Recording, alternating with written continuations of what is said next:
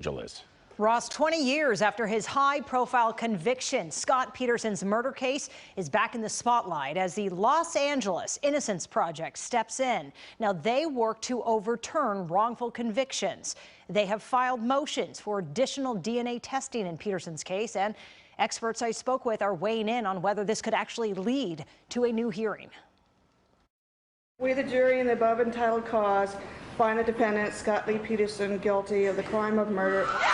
A guilty verdict in 2004, but even decades later, Scott Peterson maintains his innocence, saying he did not kill his pregnant wife Laci on Christmas Eve in 2002 and dump her body in San Francisco Bay. The Los Angeles Innocence Project also thinks there are enough questions to investigate his claims. And in the Scott Peterson case, there's a lot of evidence that never came up in the trial. Annie Deladona, who is not part of Peterson's case, runs Innocence OC that also works to overturn wrongful convictions. 11, in fact, in the last 8 years. She says the Los Angeles Innocence Project wants to retest DNA since the technology is more accurate than it was 20 years ago. Well, there was a burned out van, an orange van, found near the crime scene, and there were blood stains on the mattress.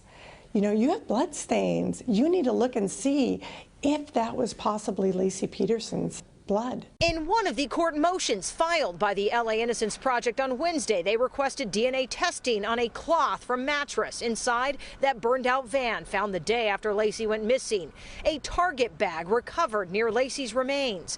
Duct tape from that bag. 50-inch long tape or twine recovered from the neck of her baby Connor.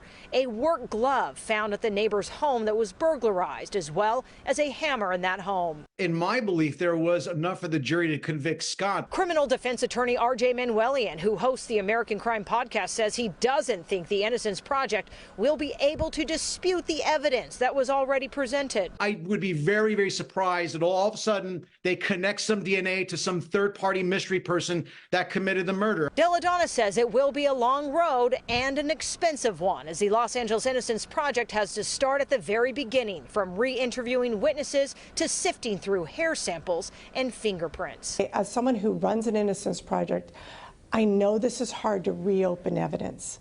It doesn't bring Laci back to this family. But at the same time, if the true killer is out there on the streets, we need to find out the truth.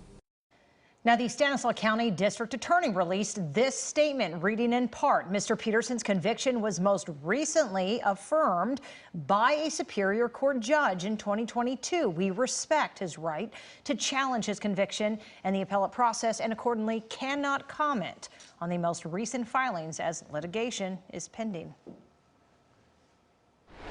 Developing right now, a grand jury has just indicted actor Alec